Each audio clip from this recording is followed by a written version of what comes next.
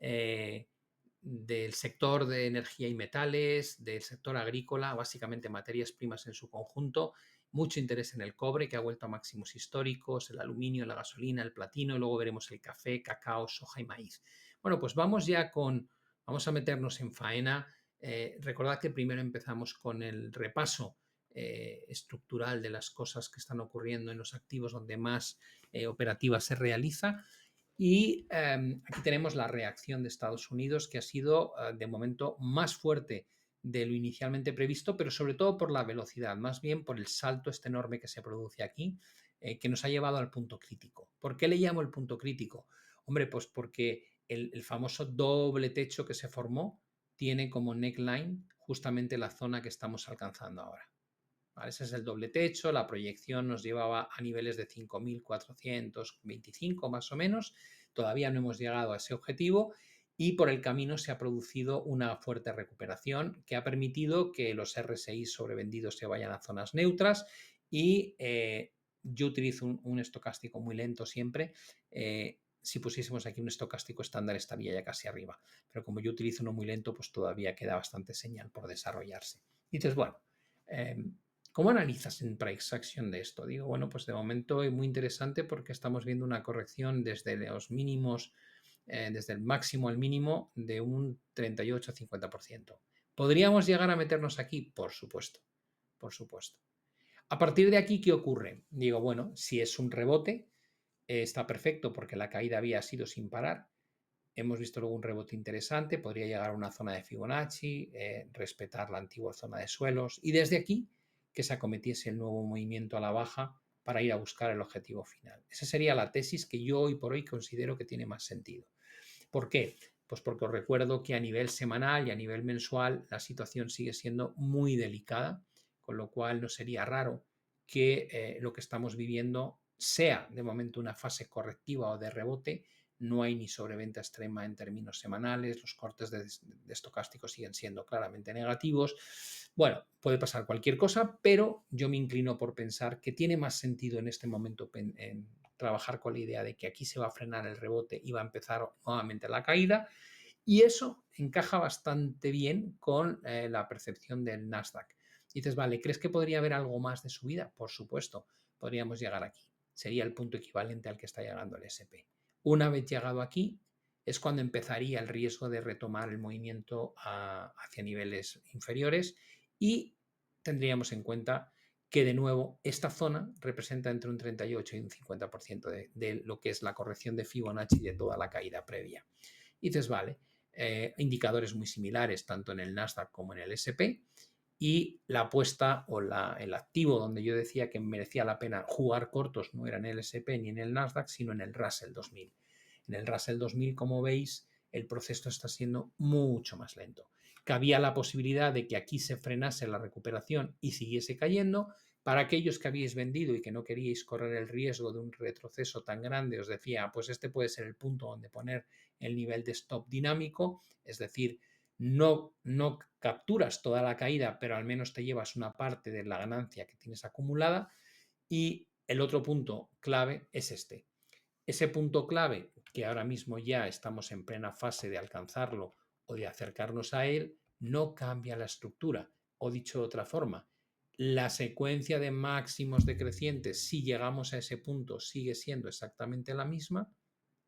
Y si pinto esto con dos líneas para capturar la mayor cantidad de máximos posibles, descubrimos que un movimiento que nos pudiese traer incluso hacia esta zona encajaría perfectamente con un nuevo retesteo de la directriz y dejaría intacto el potencial de caída posterior.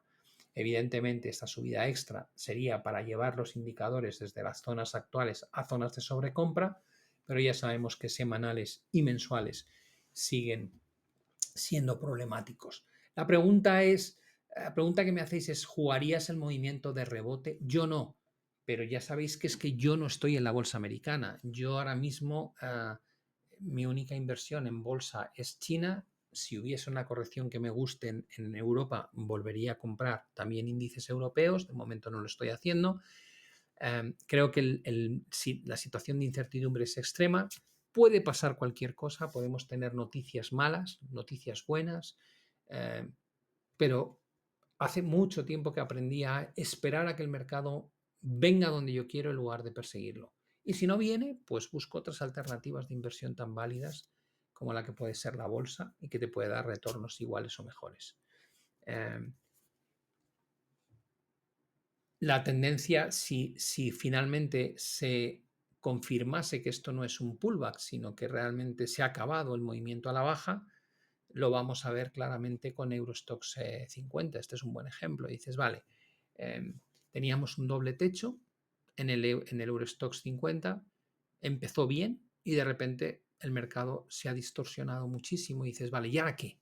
Digo, bueno, cuando me encuentro esta situación donde evidentemente esto ya no es parte del doble techo, o al menos yo no lo veo como tal, ¿qué hago? Digo, pues lo que hago es redibujar todo, me replanteo la situación y digo, vale, pues el nuevo soporte clave está aquí, no donde yo pensaba, o este es un nuevo soporte que ha formado el mercado, quito mi análisis que no sirve y pienso, hemos pasado una tendencia al alza a una tendencia lateral que está formada por estos rangos, la parte de arriba con 1, con 2, con 3, con 4 puntos de rechazo, la parte de abajo máximos y mínimos, ahora ya alineados.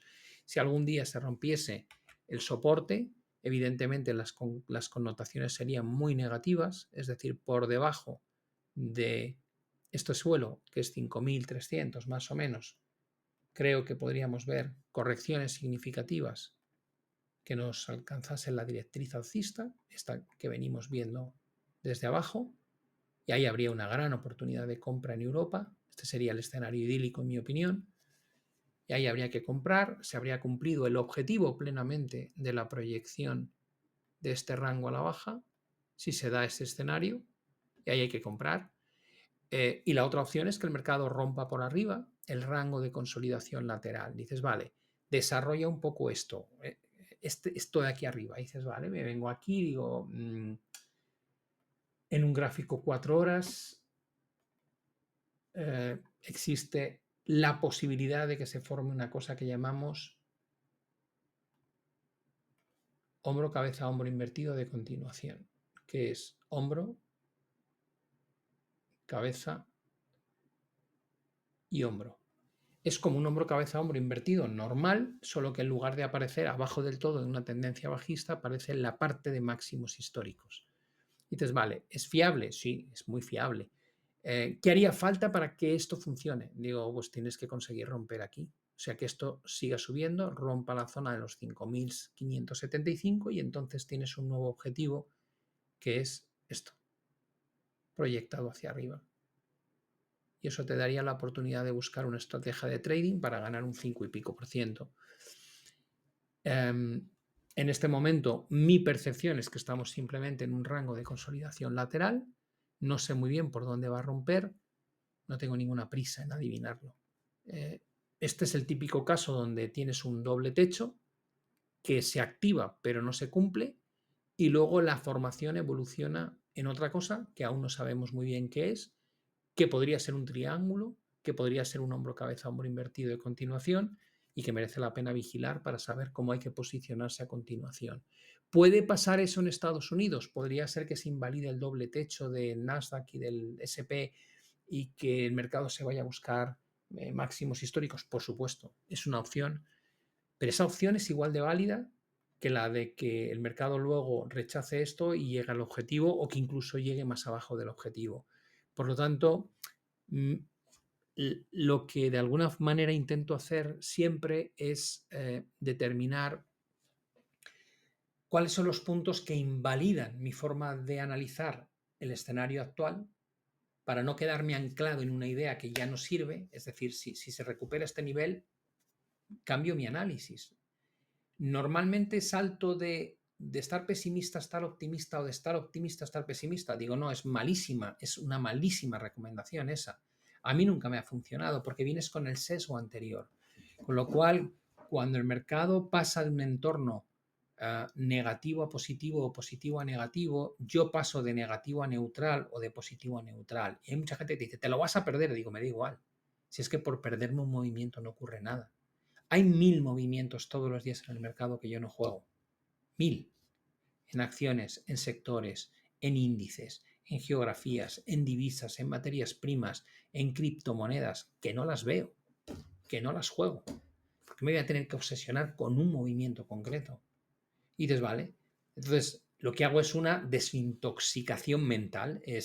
Llevabas una narrativa en tu cabeza de por esto lo hago, estos son los niveles que disparan el escenario, este es el objetivo previsto, este es el análisis mensual, el semanal y el diario, este es el entorno geopolítico, etcétera. Y si de repente el gráfico me destroza mi argumentación, lo que corresponde es hacer una pausa para reflexionar qué está ocurriendo. No pasar de ser votante de la extrema derecha a la ultra izquierda o viceversa. Y dices, no, esos cambios no, por Dios. Otra cosa es que digas, a partir de ahora ya no voy a vender el mercado o a partir de ahora ya no voy a comprar el mercado. Pero eso no quiere decir que pases de un extremo al otro, ¿vale? Con lo cual, esta es la forma. Yo siempre digo que hay 1000 formas de hacerlo. Yo os transmito la forma en la que yo lo hago porque sé que reaccionar de lado a lado a mí nunca me ha funcionado bien. Porque no sería la primera vez que digo esto se va a caer, esto va a bajar.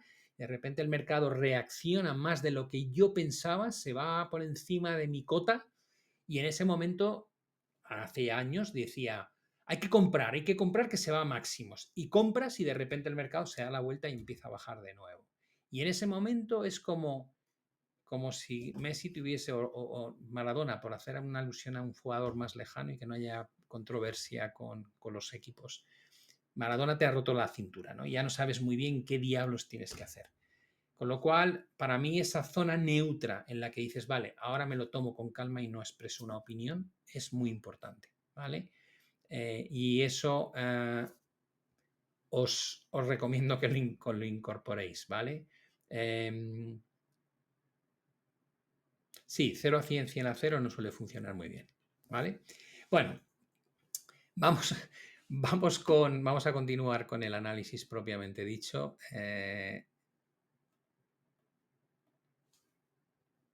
Hemos visto el comportamiento del S&P, del Nasdaq, del Russell, hemos visto el Eurostoxx 50 y Europa sigue haciéndolo muy bien. Ahí tenemos el IBEX que está marcando nuevos máximos, ya ha alcanzado el objetivo de la proyección, pero en principio no hay ningún tipo de señal negativa y esta corrección ha llegado justo a la directriz, con lo cual el IBEX sigue pintando francamente bien. Y por el lado del DAX, también tenemos un mercado muy estable, mínimos no han dejado de ser crecientes, no hemos alcanzado zonas correctivas. De venir aquí probablemente os diría que merece la pena comprar el DAX.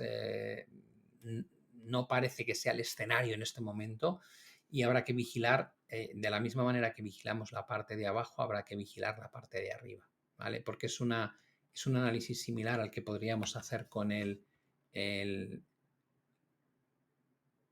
Eurostoxx 50 de ruptura de rango de consolidación al alza sería claramente positivo para el DAX y habría que proyectar este rango hacia arriba.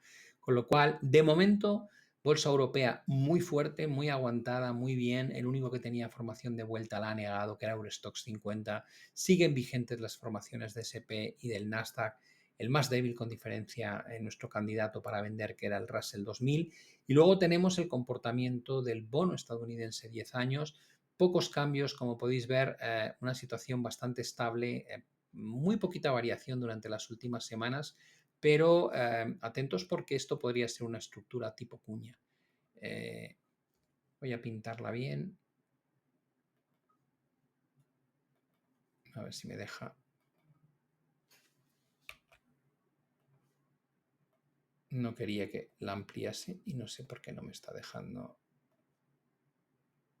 Algo ha pasado. No me está dejando recortar la línea.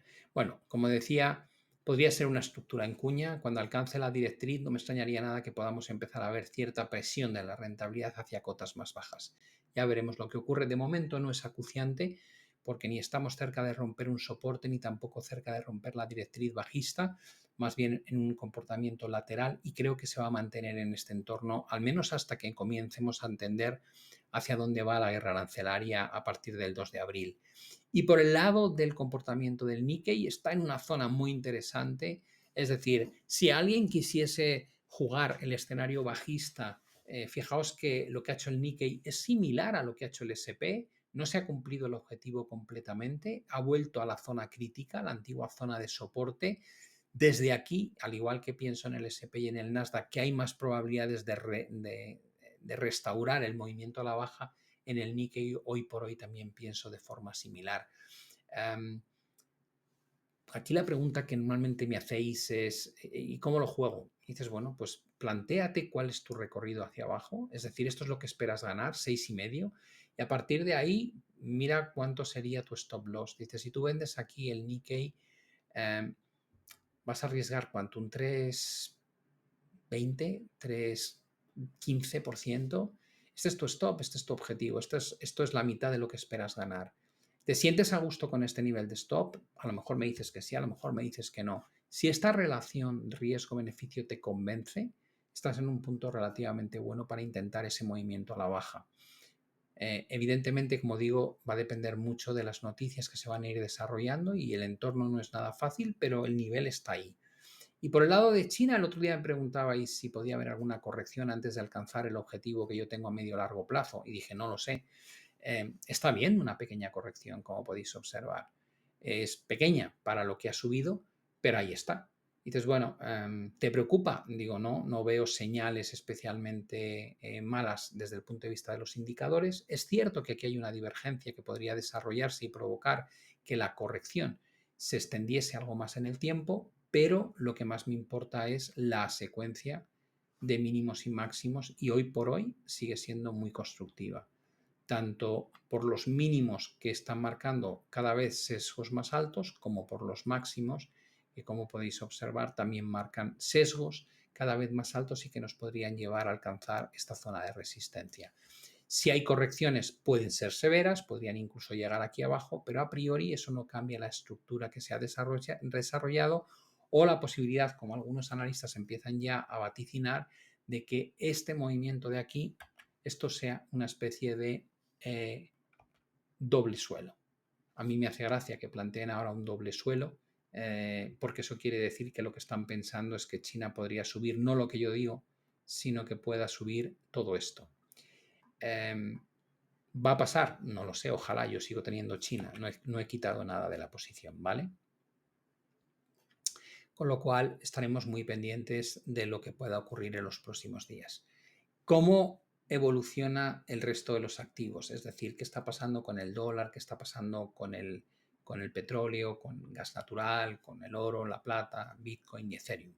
Entonces, bueno, por el lado del comportamiento del dólar index, estamos en una zona pivote importante, de momento parece que está reaccionando, pero después de esta falsa ruptura, recordad que salíamos de un gran entorno lateral y la idea era que una vez roto el techo, el mercado se fuese a buscar los máximos históricos y en lugar de eso se produce esta especie de falsa trampa alcista y luego el desplome posterior.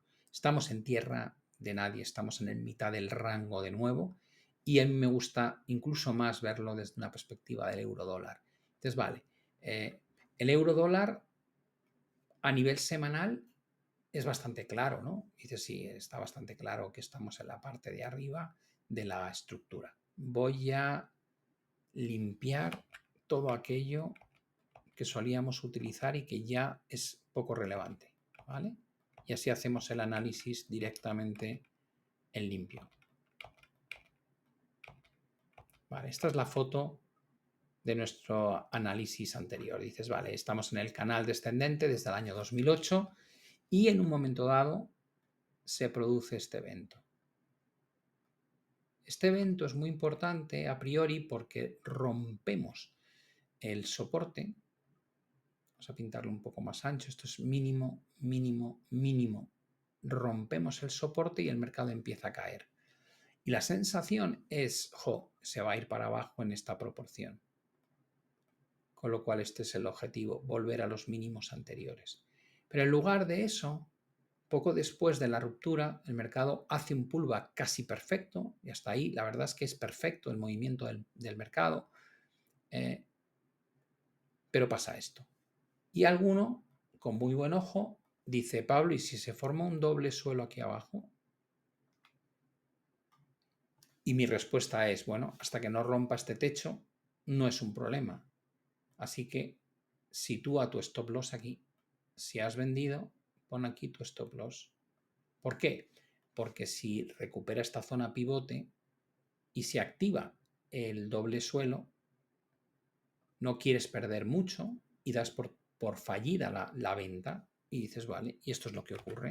Se forma ese doble suelo pequeñito y el mercado tira con fuerza. Y ahí estamos. Entonces, vale, ¿qué opinión te merece? Digo que aquí habría que volver a comprar dólar contra euro en torno a 1.10, 1.11. ¿Por qué? Digo, porque vuelves a estar en una zona de resistencia extrema con la directriz bajista de un canal que dura ya 15 años. Y ahí tienes que hacerlo. ¿Qué tengo que hacer con el resto de mi análisis? Quita lo que no te valga, quédate con lo que realmente te aporte información valiosa.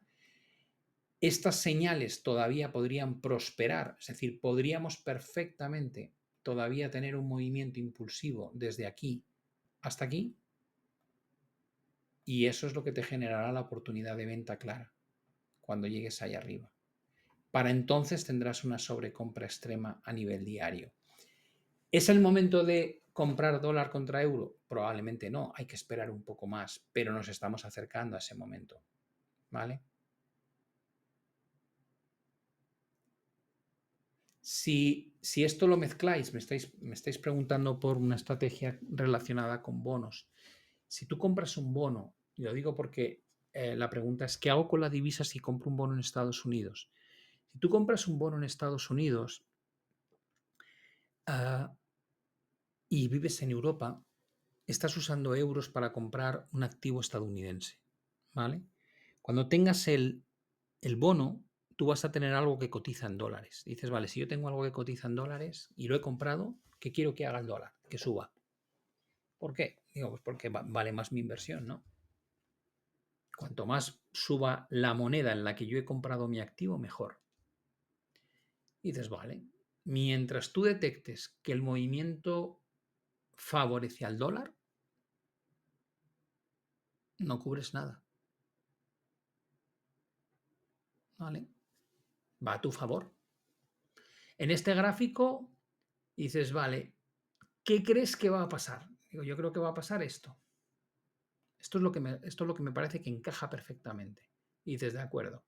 ¿Tengo que cubrir mi divisa si creo que esto va a llegar a 1.10, 1.11? No.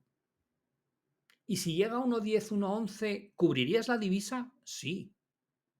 ¿Por qué? Porque desde 1.10, 1.11 creo que va a bajar otra vez aquí, respetando esto. Y si esto baja aquí, perdón, estoy confundiendo. Si creo que le queda recorrido todavía para arriba, pero es poco, no voy a hacer nada. Es decir, aunque el euro se vaya a fortalecer contra el dólar, si lo que le queda es desde 1.08 a 1.11, es muy poquito. No voy a molestarme en cubrir ese deterioro del dólar. Y luego voy a aprovechar este movimiento a la baja que me va a ir a favor. Y dices, vale, entonces, ¿cuándo cubres el dólar? Digo, lo cubro aquí. Si de verdad creo que en lugar de esto, lo que va a pasar es esto. Si tú crees que el euro dólar va a romper el canal descendente y el euro se va a fortalecer mucho contra el dólar, entonces tienes que cubrir el riesgo de divisa. ¿Por qué? Porque parte de lo que te vas a ganar por la rentabilidad que te paga el bono lo vas a perder por la depreciación de la moneda en la que cotiza.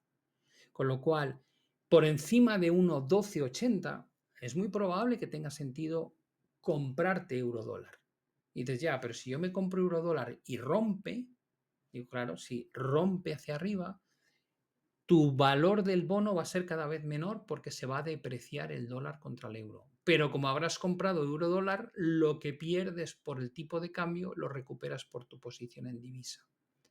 Si por el contrario esperas que una vez llegues aquí el dólar lo haga mejor y vuelva a bajar a niveles de 1,02, no se te ocurra cubrir la divisa para un movimiento tan pequeño.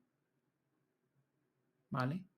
Y dices, vale, ¿en qué otro momento cubrirías la divisa? Digo, aquí abajo, si el euro dólar llega ahí abajo, Y dices, ¿qué probabilidad le das a que el dólar se siga fortaleciendo más allá de 0,95? Digo, muy pocas. Estás en un soporte muy importante. ¿Merece la pena cubrir la divisa aquí abajo en previsión de que ocurra esto? Sí. ¿Vale? Normalmente, ¿qué se utiliza? Se utiliza para cubrir la divisa mercados apalancados, futuros o CFDs. ¿Por qué? Pues porque la cantidad que tienes que poner para cubrir la divisa es solamente el margen, que es una cantidad muchísimo más pequeña de la que tienes que poner cuando operas, por ejemplo, en contado. ¿Vale? Yo no cubriría la divisa porque no creo que el euro contra el dólar vaya a romper este techo. Pero me puedo confundir, pero da igual, es que lo cubriría a partir de este punto y no antes. Cuando yo en 2018 compré el bono estadounidense, eh, el euro dólar cotizaba en torno a 1,22, 1,23. O sea, yo compré el bono americano aquí, con este tipo de cambio. Y lo que tuve es la suerte de que el mercado empezó a caer, a caer, a caer, a caer. Y dices, ¿y hasta cuándo lo mantuviste? Digo, no, hasta abajo no. Yo aquí, en torno a 1,13, 1,12 creo que fue, cubrí la divisa.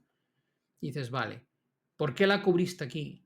Digo, pues porque pensaba que ya el recorrido estaba en una zona neutra y no quería tener impacto. No sabía si esto iba a volver arriba o iba a caer abajo. Esto me parecía extremo, pero aquí tenía mis dudas, con lo cual aquí dije, yo ya no quiero que me afecte la divisa. El mercado siguió cayendo, llegó a niveles de 1,07 y luego volvió a niveles de 1,19. Con lo cual yo saqué como partido casi 10 figuras al tipo de cambio. Dejé que hubiese 10 figuras a mi favor, luego ya cubrí la divisa, la neutralicé y lo que pasa es que no mantuve luego la posición mucho más porque el bono en el año 2018, 2019, perdón, 2019, 2020 alcanzó niveles muy bajos de rentabilidad y ya me salí, ¿vale? Con lo cual este fue un poco el proceso que yo seguí. Vale, vamos con el comportamiento del petróleo. Por fin ha conseguido dar las primeras señales de rebote. No es que cambie la foto, pero al menos se ha alejado de la zona crítica. Estábamos en 64, 65 como nivel que si lo perdía podía colapsar el precio del petróleo. Y como veis, bueno, pues ha habido aquí un par de semanas de reacción positiva. ¿Cambia en algo la foto grande? No. ¿Crees que si llega a la directriz de color azul merecería la pena vender? Si llega a 75, 76, sí. Sí, creo que aquí hay que venderlo. ¿Por qué? Pues porque la secuencia de máximos decrecientes es la que es y estamos en un entorno donde cada vez rebota a cotas menos altas, mientras que por abajo visita una y otra vez la misma zona. Y eso denota presión vendedora frente a la presión compradora. Con lo cual yo no cambio de opinión y buscaría oportunidades para vender el petróleo. En el caso de gas está en un punto delicadísimo. Decíamos el otro día que había intentado romper aquí, se formó una vela tipo long upper shadow y acto seguido el mercado corrigió con fuerza y os dije poner el stop por debajo de esta zona. Si empieza a perder esta zona de soporte es muy probable que veamos caídas mayores. Estamos ahí, estamos muy cerca. Sería un stop profit, a mí me sacó aquí, fue incluso peor, sería un stop profit justito, pero el que ha comprado en la ruptura del triángulo todavía tendría una revalorización muy importante y habría sacado como rentabilidad más de un 30%. ¿Vale? Pero sí, parece como que quiere romper este suelo y corregir seriamente a la baja. Espero que si salta aquí el stop no sea como me pasó a mí. Por el lado del oro, yo no veo ningún riesgo. Se ha cumplido el objetivo por arriba, ya hemos alcanzado la proyección del triángulo. Es verdad que hay cierta sobrecompra en términos de indicadores, pero la verdad, yo no veo patrones ahora mismo negativos. Podría haber cortes descendentes. Sé que cuando el mercado entra en este tipo de fases tan sumamente claras, en algún momento se va a detener, en algún momento vamos a tener algún tipo de señal adversa, pero bueno, aquí por ejemplo hubo un envolvente bajista que fue lo que dio pie a esta primera corrección severa. Aquí hubo otra envolvente bajista que dio lugar a esta secuencia de 3-4 semanas de caída. No estoy viendo ese patrón aquí, no veo velas negativas. Sinceramente, es que no veo. ¿Puede corregir? pero no veo en este momento catalizadores que realmente me hagan pensar, hay que bajarse del oro ya. No. Puede haber correcciones, por supuesto, pero a mí me sigue gustando. Y desde el punto de vista de la plata me pasa igual. La secuencia de mínimos creciente cada vez es más clara. Esta secuencia tuvimos la cuña, a partir de ahí impulso, corrección, impulso, corrección, impulso, estamos en una nueva corrección. El otro día os decía, si os queréis proteger por debajo de este mínimo, este fue el último mínimo creciente, el stop aquí, fue el comentario. El stop tiene que estar aquí, pero es que no está ni siquiera cerca. Y mientras los máximos también son crecientes, la estructura en la que parece que se está definiendo el movimiento de la plata parece algo así. Y eso podría llevarnos incluso a 36. 36 para ponerlo en contexto.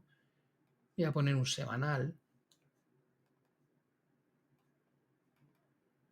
En el caso 36 es esta zona de máximos de 2011-2012. No es una zona crítica, no es una resistencia enorme, con lo cual hoy por hoy la plata sigue teniendo buena pinta y recordad que está bastante arriba respecto al oro en el relativo, que es uno de los argumentos que decíamos de por qué a lo mejor la plata empieza a seguirle el ritmo al oro al alza en lugar de quedarse atrás. Sí que de momento metales preciosos siguen teniendo buena pinta, y aquí llegamos a Bitcoin y Ethereum y la situación entre ambos es distinta. En el caso de Bitcoin parece una cuña, lo cual no es especialmente positivo, pero también es cierto que podríamos tener aún avances hacia cotas un poquito más altas. Aquí se ve muy bien si lo ponemos en un 4 horas. Esta es la estructura, la voy a pintar lo más exacta que pueda. Por abajo está la directriz, fijaos que tenemos un punto, 2 puntos, 3 puntos, y por arriba también hay muchos, 1, 2, 3. Evidentemente, si yo hago como habitualmente el efecto de duplicar la línea, empiezas a capturar muchos más máximos alineados. Y dices, vale, danos un pronóstico aprox de dónde podría ser. Digo, yo creo que la zona de arriba es 89.000. Más o menos. Y dices, vale, la puedes estirar mucho y te vas a cuánto. Digo, 90.000. 90.000. Cuando llegues a 90.000, ¿qué tienes? Digo, la parte de arriba de la cuña y la directriz bajista. ¿Hay algo más? Digo, sí, la zona de los 92.000, que es donde está todo este área de antiguos suelos y techos. No hay un nivel exacto, es una zona. Dices, vale, mientras estés por debajo de esto, sigue siendo negativo. Digo, sí, sigo pensando que hay riesgo, claro. ¿Das por concluido el objetivo? Bueno, alguno podría decir que con el ataque a los 76.000, sí. Si lo mides agresivo, si lo mides de máximo a mínimo y lo proyectas en el mínimo, dirías que te queda algo. Dices, no, yo creo que va a llegar aquí a 75.000. Dices, bueno, estás jugando con cosas sutiles. ¿Qué te hace entonces ser negativo? La estructura de rebote parece una cuña, no se ha roto la secuencia de máximos decrecientes, tengo mínimos decrecientes, este mínimo es más bajo que este mínimo, y tampoco hemos alcanzado zonas de soporte claves, como es esta área de aquí de 70.000, 75.000, con lo cual me quedo un poco con la idea de tal vez no se haya acabado el movimiento a la baja en Bitcoin. Si me voy a Ethereum, el daño a la estructura es mucho mayor, se rompió la directriz alcista, se perforó la zona pivote. Y dices, ¿y esto ahora qué puede ser? Digo, puede ser un pullback a la zona pivote, o podría ser algo mucho más positivo, que es una falsa ruptura y una recuperación hacia la zona de los 2.500 puntos. Pero ¿cuál es la realidad desde finales de 2024? Pues la realidad es la que tenemos, que tengo máximo, máximo, máximo, máximo, máximo, mínimo, mínimo. Este mínimo es un poco exagerado tal vez, pero bueno, mínimo, mínimo y mínimo. ¿Cuál es la estructura a la baja? Eso es una estructura claramente a la baja. Se ha llevado por delante la directriz, se ha llevado por delante la primera zona pivote, se ha llevado por delante la segunda zona pivote. Yo puedo tener un deseo de no, Ethereum va a recuperar, pero lo más difícil siempre como analista es olvidarte del deseo y centrarte en la estructura de lo que tienes delante, ¿vale? Entonces, hoy por hoy, la estructura a medio-largo plazo de Bitcoin es muy buena, que nadie se engañe, la estructura sigue siendo muy buena. Y esto no es más que una pequeña formación de vuelta cuyo objetivo nos haría retestear los máximos de 2024, con lo cual aquí no hay problemas, pero la estructura de Ethereum sí ha sufrido un gran deterioro. Y ambos en el corto plazo da la sensación de que todavía tienen estructuras bajistas y que por tanto hay que ser prudentes. El resumen, ¿cuál es? Si quieres estar en bolsa, yo prefiero Europa. Estados Unidos no lo tocaría y en el Russell seguiría corto. Me sigue gustando China y Japón, con todos los miedos que uno puede tener a la situación actual, esperando a ver qué pasa con los aranceles el día 2, está en una zona que invita a lo mejor a abrir un corto. Por el lado de las divisas, no haría nada en euro dólar, esperaría que alcance 1,10, 1,11 y ahí compraría dólar contra euro. No compraría el petróleo, sino que esperaría que llegue a 75, 76 para venderlo. Tendría muy ceñido el stop de gas natural si estuviese largo, porque creo que puede romper a la baja para recuperar, o sea, para salvar parte de la ganancia acumulada. Me sigue gustando mucho el oro, me sigue gustando la plata. Bitcoin me gusta mucho a medio largo plazo, pero tengo grandes dudas a corto plazo y creo que igual todavía pueda quedar una última andanada a la baja y no tocaría Ethereum por el daño que se ha producido en la estructura. ¿Vale? Ese sería del repaso que hemos hecho hasta este momento mi opinión. Y dices, vale, y ahora nos metemos de lleno con el resto de los activos. Y dices, sí, por un lado tenemos el comportamiento del petróleo, que en este caso, como podéis observar, Brent y West Texas no difieren prácticamente nada, es decir, la pequeña recuperación que se ha visto en el Brent es muy similar a lo que se intuye en West Texas, por tanto, es analizar un activo o el otro prácticamente es indistinto. Hemos dicho que está en una zona muy importante de soporte gas natural con el precio de Estados Unidos y si nos vamos al precio de Europa, el que cotiza en Países Bajos, vemos que también está en un punto crítico que es la directriz que marca la unión de todos los mínimos crecientes, con lo cual cuidado con gas. Por el lado de gasolina y gasoil, lo normal es que si el petróleo ha reaccionado durante las últimas 3 semanas al alza, la gasolina haya hecho algo equivalente y aquí lo tenéis. Esta es la recuperación de la gasolina que estaba en una zona de soporte muy, muy, muy importante, de la misma manera que también estaba en un soporte muy importante el petróleo. Os he dicho que con el petróleo a 75, 76 creo que merece la pena intentar venderlo.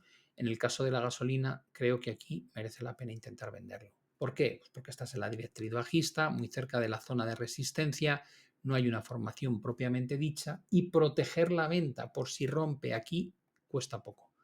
Es decir, si el mercado supera toda la zona de resistencia anterior y crees que esto es una especie de formación tipo doble suelo, pones aquí el stop y el riesgo que asumes es muy pequeñito. Te sales muy rápido en la pérdida y si aciertas, juegas a favor de tendencia y tienes un recorrido claramente amplio hasta alcanzar la parte de abajo. Es decir, desde aquí podría llegar a tener una rentabilidad de un 11% y sin embargo, desde aquí hasta que salte mi stop, lo que estaría arriesgando es en torno a un 3 o un 4% y no más. Por el lado del gasoil va un pelín lento, en la recuperación va más lenta, como podéis observar, pero la idea sería la misma. Desde aquí arriba aprovecharía para intentar abrir cortos. ¿Cuál es el problema con el gasoil? Que el recorrido a la baja es muy pequeño, es decir, que el rango está muy estrecho y preferiría jugarlo en gasolina que en gasoil. Porque desde aquí hasta aquí hay muy poco recorrido y la proporción entre lo que espero ganar y lo que estoy dispuesto a perder sería de peor calidad que si lo hago en la gasolina. Si ya me voy al mundo del bloque de agricultura, empezando por la soja, teníamos este planteamiento: vender en el canal con un stop muy ceñido. El stop era este, ¿vale? Un stop que me protegiese frente a esto. Fijaos que aquí hay un 9,6% a ganar. Aquí puedes jugar con un stop relativo. Esto sería una relación 3-1. Y este es el proceso que está siguiendo la soja. Y dices, vale, ¿Dónde pondrías el stop ahora? En lugar de mantenerlo ahí, tu stop debería irse ajustando a los nuevos máximos. Nuevo máximo, este es el último máximo decreciente, este es el siguiente máximo decreciente. Y dices, vale, pero no hemos hecho todavía nuevos mínimos como para que este máximo sea válido. Digo, ya, pero la ventaja de utilizar este máximo ahora mismo es que es una zona pivote, es decir, es lo que une este suelo con este techo y con la directriz bajista, con lo cual te podrías permitir el lujo de poner tu stop por aquí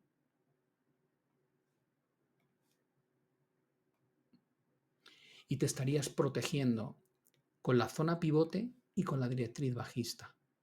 Y ya no tendrías una pérdida, sino que estarías en break-even o con una pequeña ganancia en espera de que se alcance este objetivo. ¿Cuál es la formación que se está desarrollando? Parece un triángulo. Esto parece una formación triangular. Y si esto es una formación triangular, quiere decir que la ruptura a la baja de este triángulo podría ser el catalizador que nos haga llegar a 964. Con lo cual, mi opinión sobre las hojas sigue siendo que hay que aprovechar movimientos hacia cotas más bajas. Si alguien abrió la posición corta, pues que lo disfrute porque de momento el gráfico tiene buen aspecto.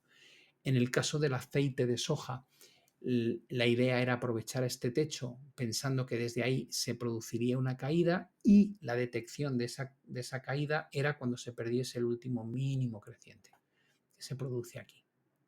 Y a partir de ahí es cuando el mercado se acelera a la baja y ahora mismo está en tierra de nadie porque ni estamos en el gran soporte ni tampoco estamos cerca de la resistencia. Pero al menos cambiar el sesgo de mínimos crecientes que se produce en este punto ha servido para detectar el cambio de dirección en este activo. Por el lado del trigo, la situación es complicada. Si os fijáis, teníamos un hombro. Hasta ahora las formaciones han funcionado. Teníamos un doble suelo que se cumplió el objetivo. Después se formó un hombro cabeza hombro invertido, cuyo objetivo era este y se cumplió. Vamos a ir eliminando algunas de estas figuras para que no nos distraigan. El último ataque a la zona de soporte ha vuelto a funcionar muy bien. Tenemos ahí mínimo, mínimos, mínimo. Ahí no entró, ahí tocó. Y dices, vale, y a partir de aquí, digo, bueno, tu zona es esta. Esto es lo que debes vigilar. ¿Cuál es la estructura? Un canal descendente. ¿Dónde está el soporte? Entre 520 y 535. Si alguna vez rompe 535, ¿qué aspecto tiene? Muy malo. ¿Por qué? Porque creo que va a continuar dentro del canal. ¿Se puede interpretar esto como un rectángulo de consolidación lateral? Sí. ¿Significa eso que si rompe la parte de abajo la puedo proyectar? Por supuesto. ¿A dónde me lleva? A este objetivo. ¿Cómo juego este escenario? Tienes dos opciones.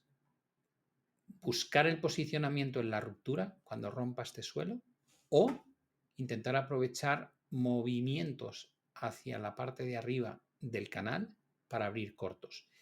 ¿Cuál sería idóneo? Evidentemente vender aquí arriba. ¿Por qué? Porque si yo vendo aquí arriba, el recorrido que tengo potencial, si quiero jugar a este escenario de largo plazo, es enorme.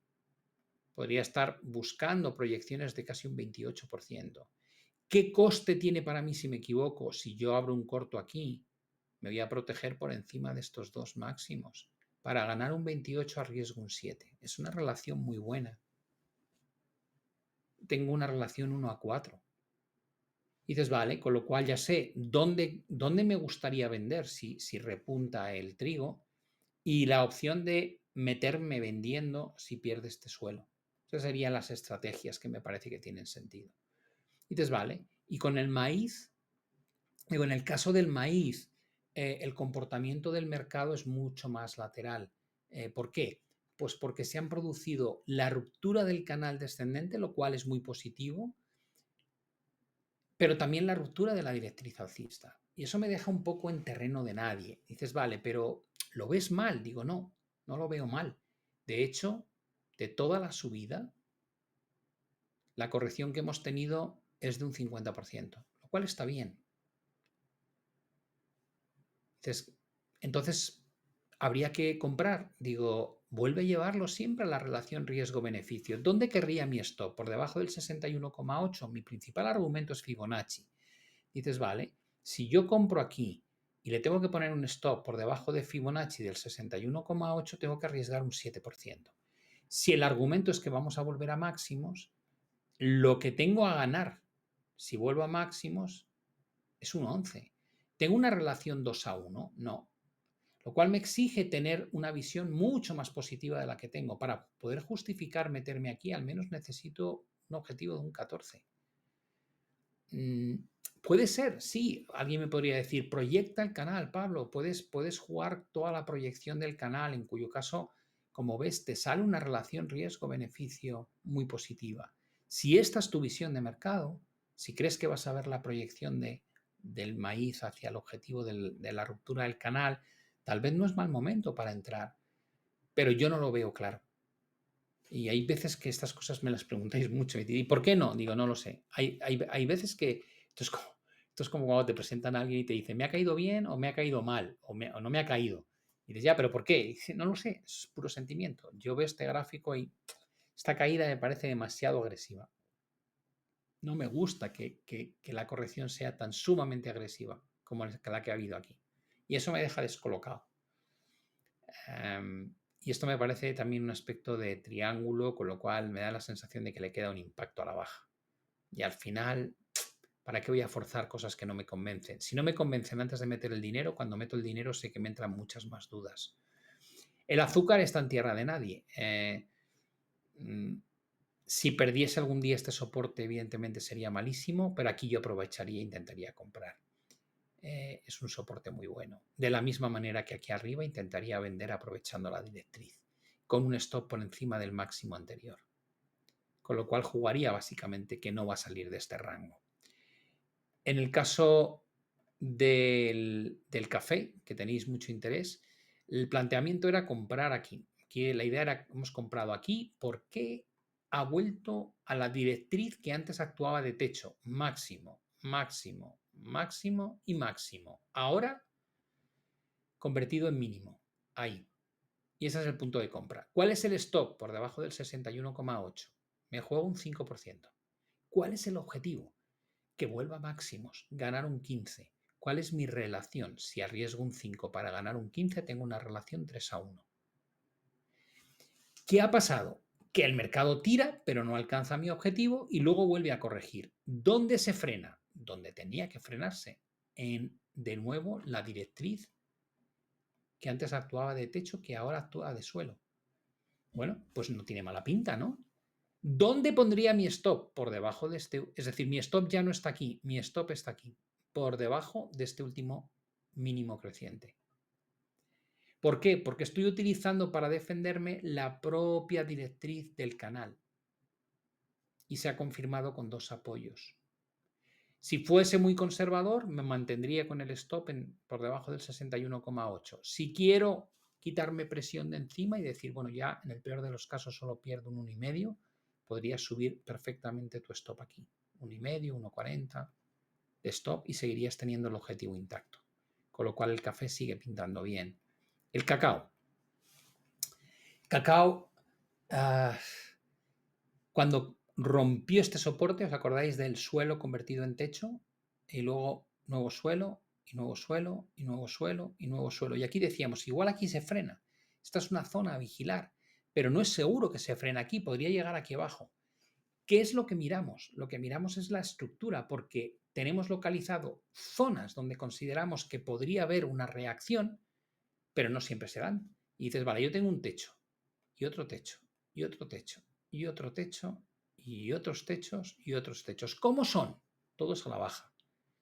Y tengo mis mínimos, mínimo, mínimo, mínimo y mínimo. ¿Cómo son? Todos a la baja.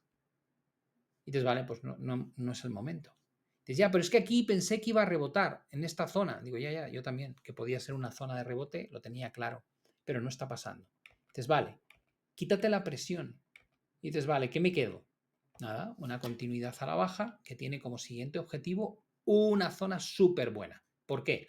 Porque no solo tengo la zona de soporte de todo el año 2024, sino que además tengo la directriz desde el año 2022. Esta zona ya tiene mucho peso. Comprar el cacao en torno a 7 puede ser súper interesante. ¿Qué más detecto? Que aquí hay divergencias alcistas. ¿Por qué? Digo, porque esta caída ha sido muy rápida y luego las demás caídas más lentas. Aquí hay una triple divergencia.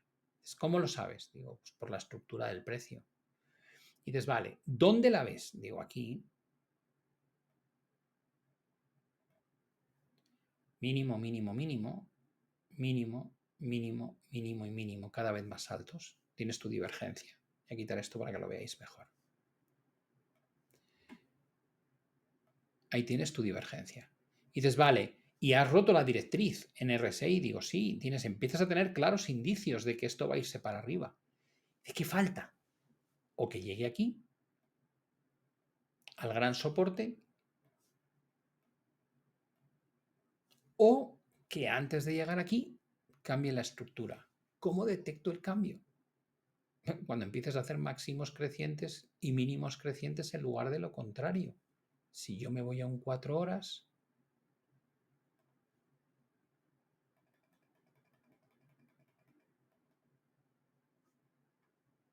necesito detectar estabilización en mínimos, que esto no siga haciendo nuevos mínimos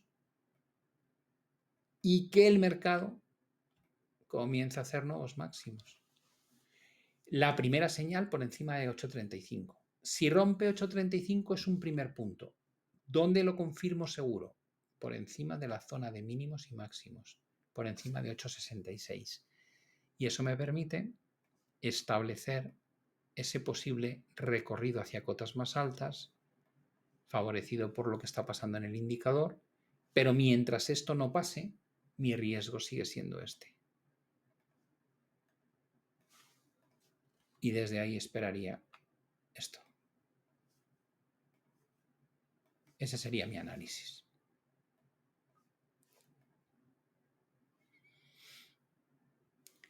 Pensad que mi narrativa es un mapa de probabilidades. Es decir, yo no sé si va a pasar, pero tengo claro que la probabilidad de que ocurra en determinados niveles de precio o zonas de precio es más probable. Esto lo decía siempre lo de 2 ases, 3 ases, 4 ases. Cuanta mejor mano tienes, más probable es que ganes la partida, pero no tienes una certeza absoluta salvo que tengas la real más alta. Y aquí no hay real alta, aquí es cartas. Y dices, vale, entonces tienes más probabilidad o menos probabilidad. Digo, vale. ¿Y cómo determinas que con esas cartas que tienes que entrar? Digo, por la relación riesgo-beneficio.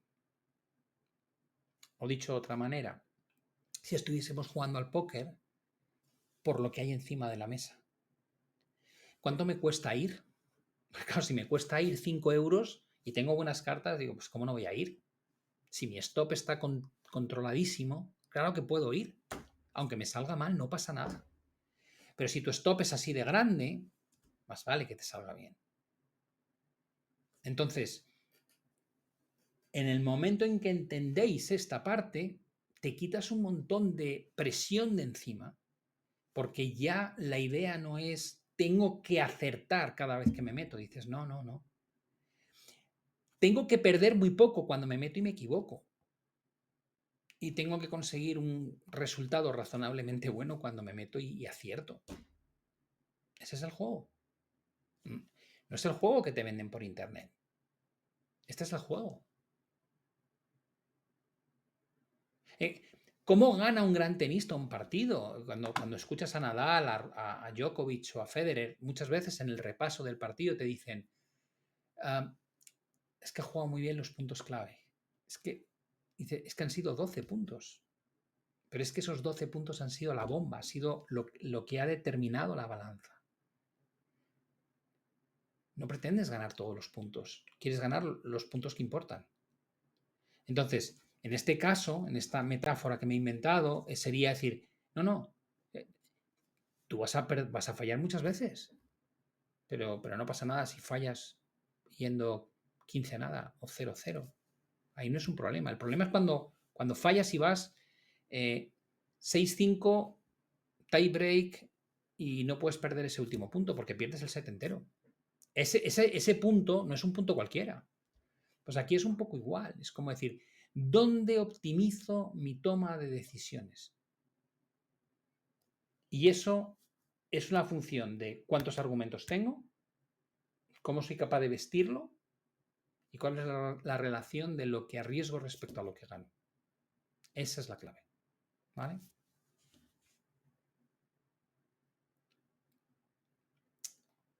Voy con el análisis otra vez. Podría poner la directriz que apoyó el café como la pintaste en semanal. Café. Esta. La que une.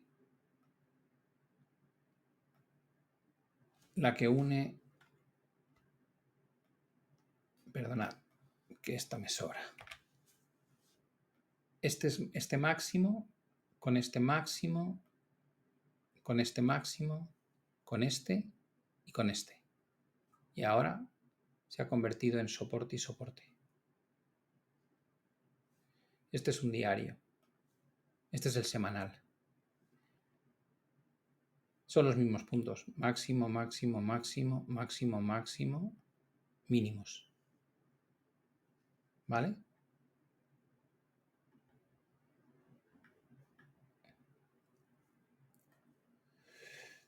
Vale. Pues vamos con... Estábamos en cacao. Nos quedaba algodón. El algodón sigue pintando mal. Fijaos un poco la tendencia, ¿no? Tenemos el impulso a la baja, fase que dura todo el año 2023 en una especie de canal, rotura, pullback, desplome, estabilización lateral, presión de máximos decreciente, pérdida final del soporte y caída. ¿Cuál es el objetivo? La proyección del triángulo.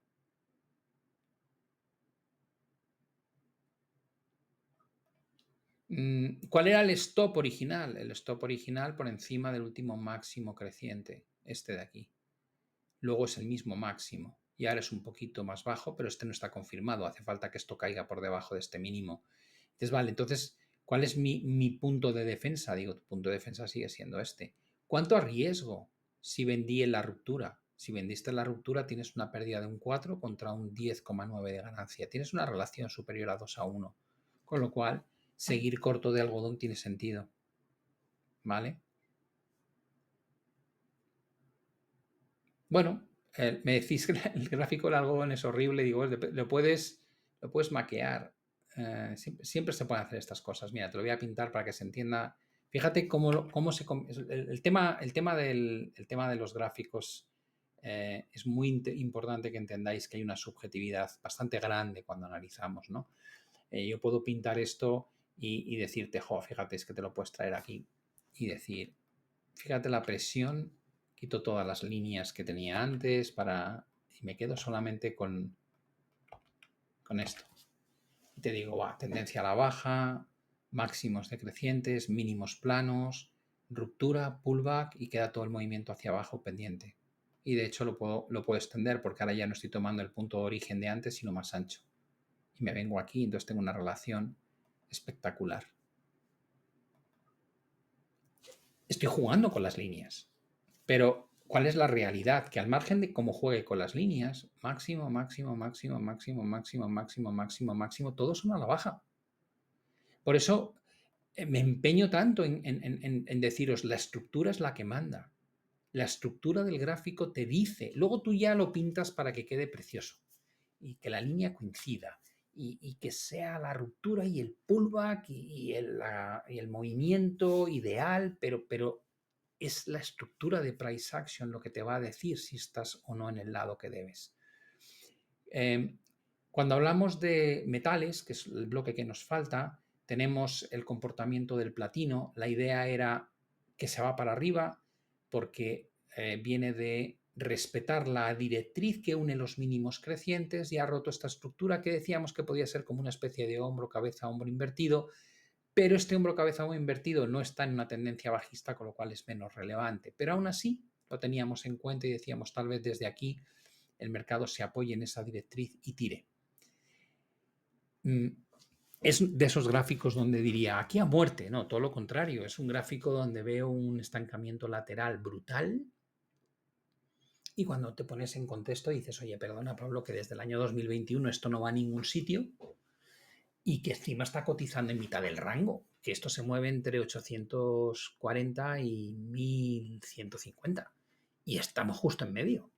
Y te digo, ya, soy consciente, por eso yo no tengo posición en platino. Y dices, vale, pero aquí expresas una opinión. Digo, sí, creo que desde aquí es más factible que suba. Y dices, ¿por qué dices eso? Porque yo la estructura de máximos y mínimo casi ni la busco, digamos que me aparece en la cabeza. Entonces digo, mínimo, mínimo, mínimo, mínimo, máximo, máximo, máximo. Digo, pues porque me da la sensación de que el mercado está ahora en una rotación hacia arriba y este punto que representa un soporte, pues es un punto razonable desde el cual empezar un nuevo proceso al alza. Eso no quiere decir que esté comprando el platino, ¿vale? De hecho, es un gráfico que está en una zona muy, muy lateral. El paladio, decíamos, sí, yo lo compraría. También está lateral. ¿Por qué lo vas a comprar? Digo, porque lo quiero comprar aquí abajo, claro. Porque lo quiero comprar en un sitio donde arriesgo un 6 y pico para ganar un 37. Es decir, si el paladio viene al soporte sabiendo que no hay tendencia, sino que estamos en rangos, claro que lo quiero comprar.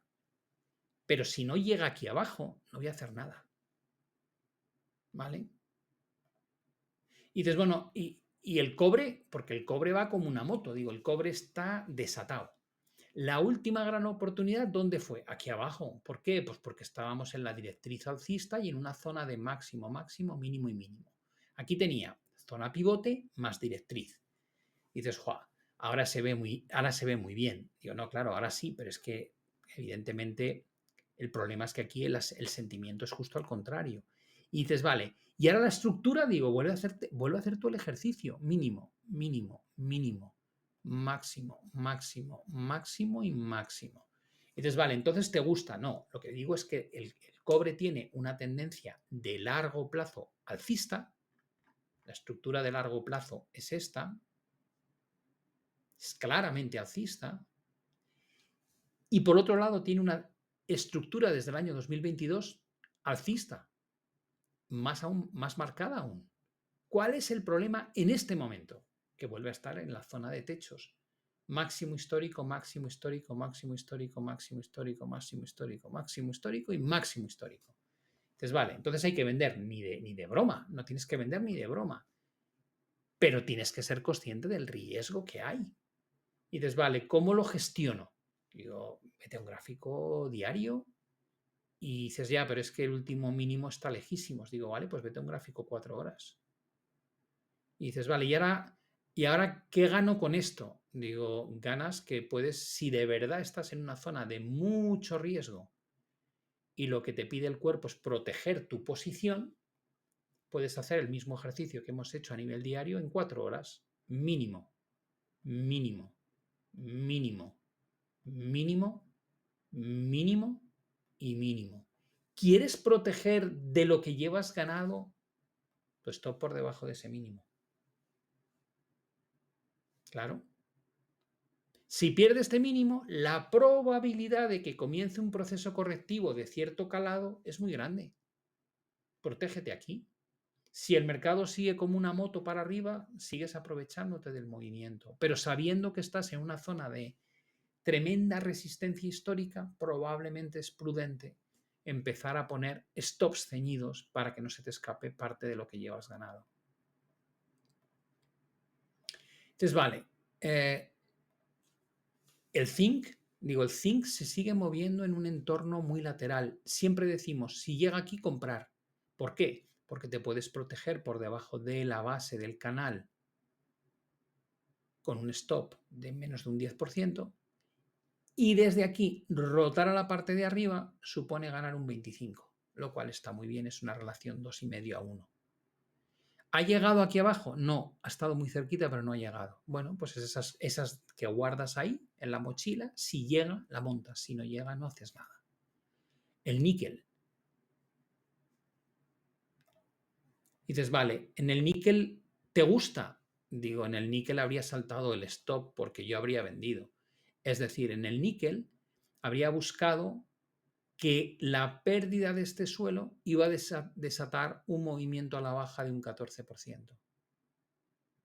Y ese objetivo me permitía tener un stop que yo dije en torno a un 6,76 porque buscábamos protegernos por encima de todos estos máximos, de estos máximos de aquí y de este máximo de aquí.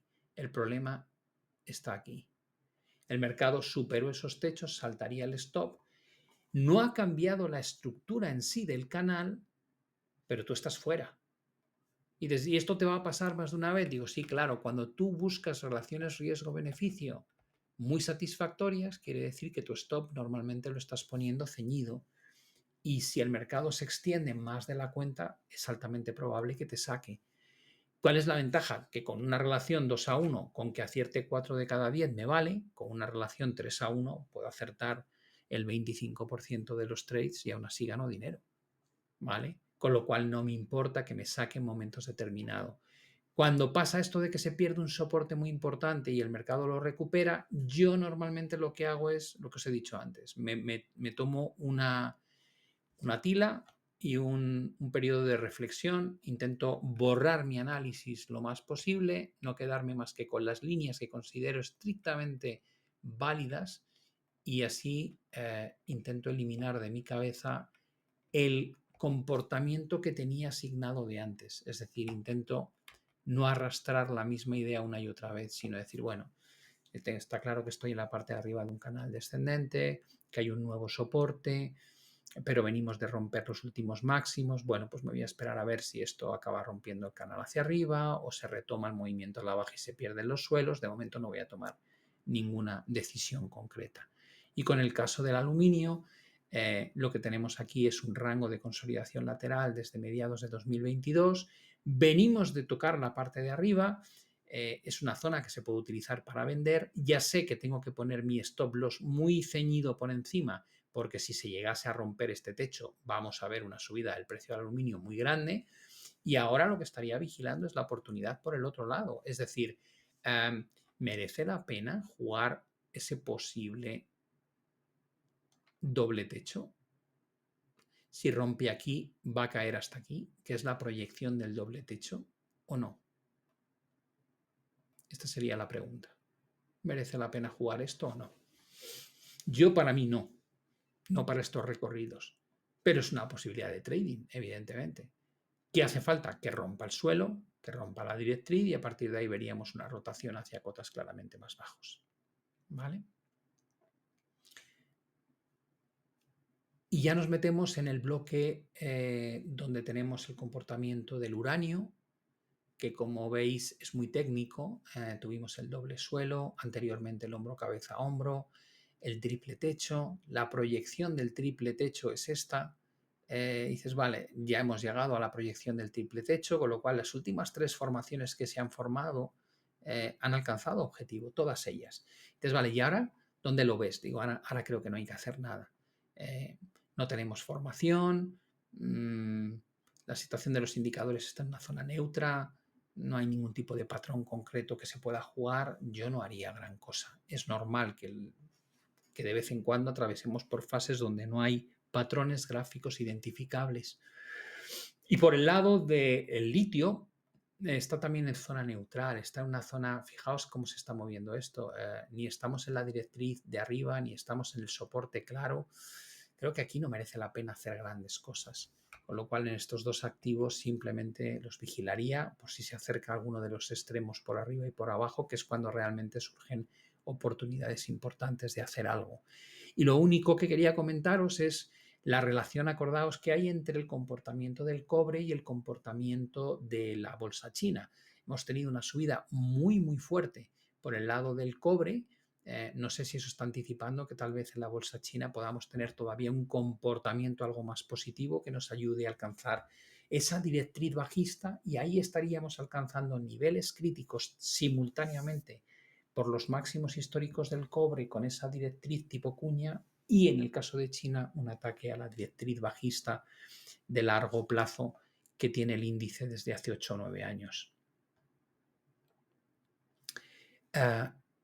Contesto a una pregunta de las que me estáis haciendo antes de dar por concluido. Me decís si para las materias primas como el cacao las considero fundamentales para mi cálculo de probabilidades. Mirad, yo soy un trader un poco atípico o soy un inversor un poco atípico. A día de hoy yo no dispongo de todo el tiempo que me gustaría para estar analizando los mercados, pero tengo la suerte de que los analizo muy rápido. Cuando estoy a tope, porque estoy viajando, porque estoy haciendo un contenido, grabando podcast, tal, intento reducir mi exposición al mercado porque no estoy al tanto en un entorno donde sé que es muy volátil. Cuando me sobra más tiempo, me encanta meterme a saco y hacer de todo. Cuando entro, no entro con una idea preconcebida de qué quiero tener y qué no quiero tener. Lo que quiero es ganar dinero, como todos. Es como, bueno, ¿dónde obtengo una rentabilidad ajustada por riesgo mejor de todas las ideas que he visto? Y me da igual si es el uranio, el litio, el cacao, el SP500, Alibaba, la bolsa china.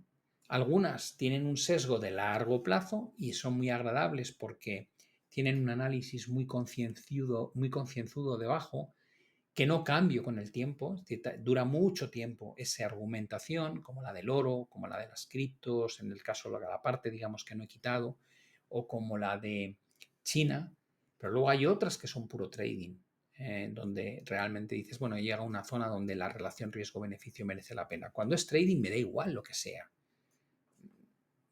donde vea mejor oportunidad, me vale cualquier cosa. Puedo estar metido en gas natural, en petróleo, en cacao, en café, en cobre, en el bono, en una divisa, da igual. La mecánica de análisis habéis visto que no varía. Mi forma de analizar y de plantear las estrategias es con independencia de la familia de activos que estamos analizando.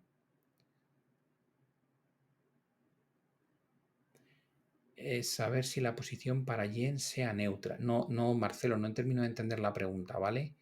En acciones, tengo algunas acciones chinas. Esto no quería, o sea, soy muy poco dado a compartir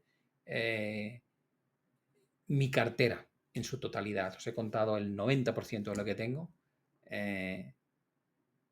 Tengo algo de Alibaba y de Baidu, ¿vale? Y las mantengo y las voy a mantener más o menos en paralelo a la jugada con el HSCI.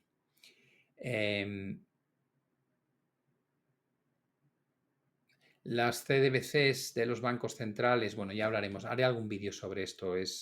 Creo que va a ser un control exhaustivo de todo lo que hacemos. No me gusta nada, es una pérdida absoluta de la privacidad.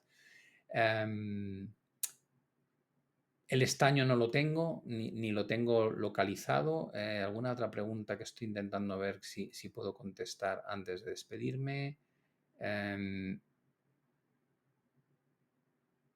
Que si hay alguna manera de saber si se rompe un techo como, por ejemplo, en el cobre. No, es muy difícil anticipar lo que va a romper por arriba. Una vez ha roto por arriba una estructura que normalmente no rompe por arriba, es una información muy útil porque puedes esperar el movimiento de vuelta, como hemos hecho anteriormente con el concepto del café, y utilizas lo que antes era un techo como un suelo.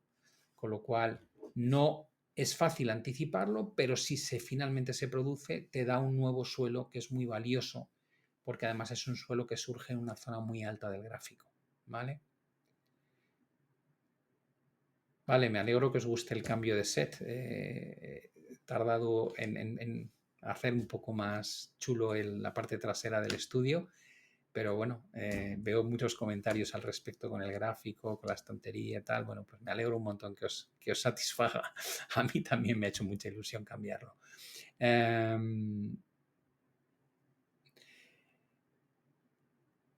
Vale, bueno, no, me preguntáis qué pasó con los vídeos de método trading antiguos. Bueno, esto era parte del acuerdo que yo tenía en mi anterior relación con XTB. Una vez finalizaba, tenían un periodo en que lo podían usar y a partir de ahí ya no tenían derecho sobre ellos, tenían que rehacer ellos los vídeos, no podían seguir utilizando mi voz, mi imagen.